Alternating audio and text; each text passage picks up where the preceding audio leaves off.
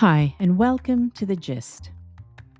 We live in an age that's obsessed with not just being, but instead well being. And we live in a time when it seems eminently possible to be better than well, even. We can now strive to be the fittest, strongest, healthiest humans that ever existed. But we don't need to achieve such levels of wellness and fitness to thrive. Consider that modern humans have been around for some 300,000 years, and our genus is perhaps 2 million years old. For most of that time, we didn't have much of an understanding of health and nutrition, and exercise wasn't a pursuit unto itself. But contrary to prevalent and popular messages, we don't have to become extreme athletes to avail the benefits of movement.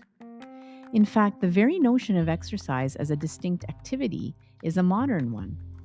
As the journalist and author Dan Harris humorously pointed out, 50 years ago, if you told someone you were running, they would wonder who's chasing you. So, how can we fit more movement into our lives more easily? While it's true that our lifespans were much shorter during most of human history, our species as a whole survived long enough to reproduce and continue as a going concern, as it were. In the simplest biological sense, this, after all, is why we exist. We only need to be alive long enough to seed the next generation and to be reasonably sure that it will survive. This we have done successfully for many generations, all without the benefit of modern scientific knowledge. While food, diet, and safety were crucial factors in that survival, what we also did daily was move. Some scientists point to walking as a key step in the evolution of our most advanced abilities, including self-awareness, language, and technological skills. It freed our hands, enabled us to see farther, and allowed us to more effectively navigate different terrains. Our bodies weren't designed to be still, and indeed, many debilitating diseases that prevail today, from diabetes and heart disease to obesity, can be traced, at least in part, to the simple act of not moving enough. It turns out that well shy of training for a marathon, mudding, spinning, CrossFit, or any number of other formal exercise or fitness programs, we don't even have to walk the much touted 10,000 daily steps to accrue some benefit.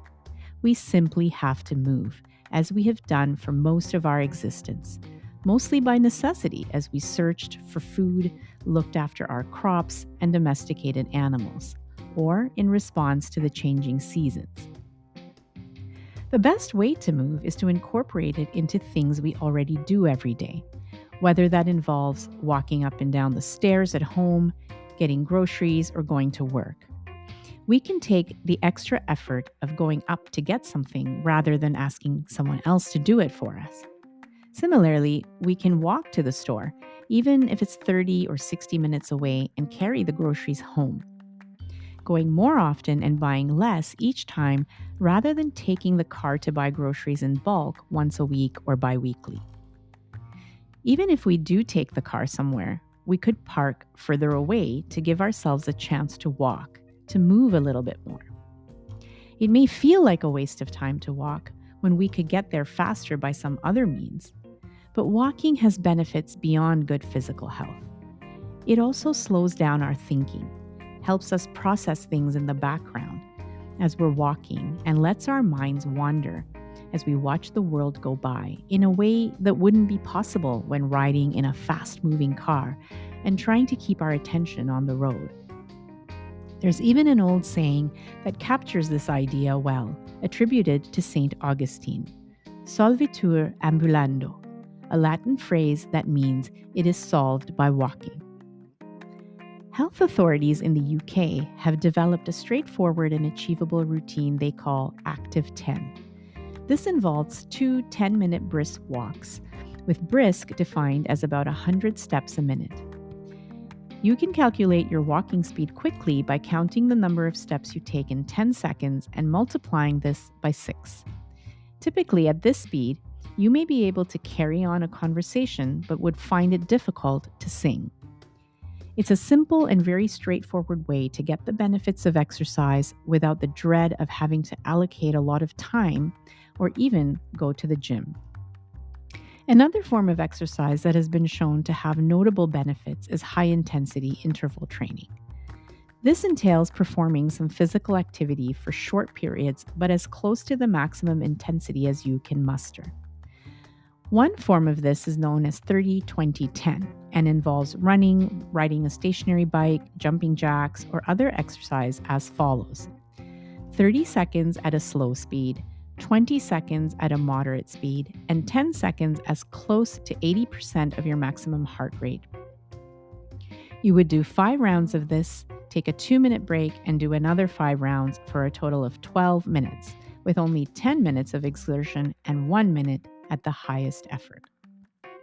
While a heart rate monitor can calculate the heart rate equivalent to 80% of your maximum, a simpler way to determine this is by taking your age and subtracting it from 220.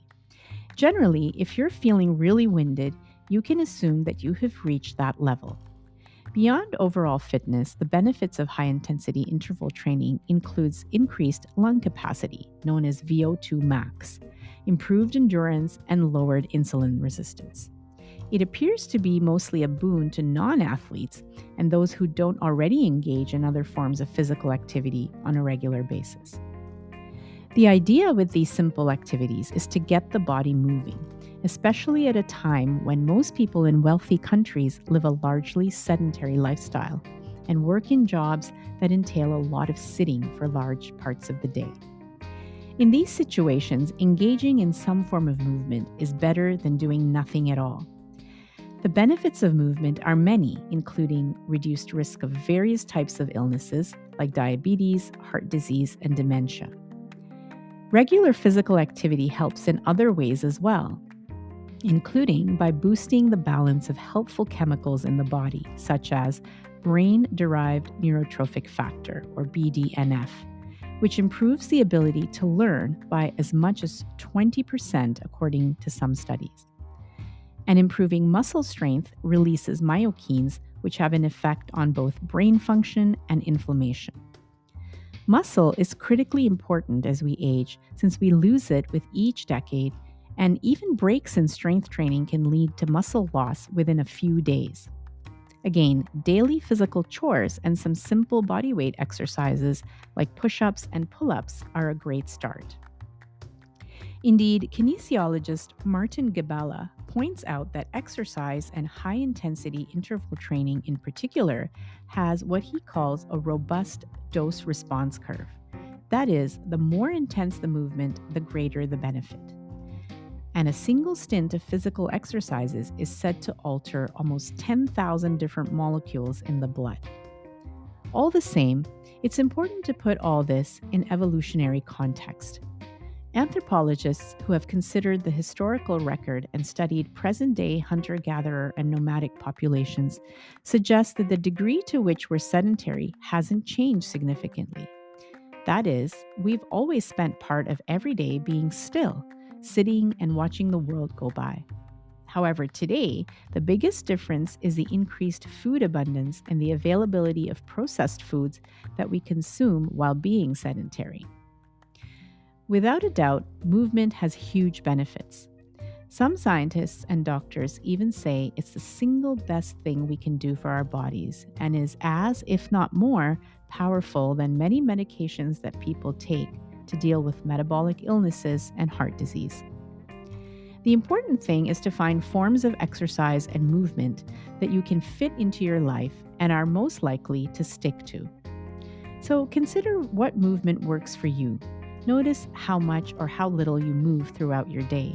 And if nothing else, throw on a pair of shoes, go for a brisk walk, and experience the magic of movement, one step at a time.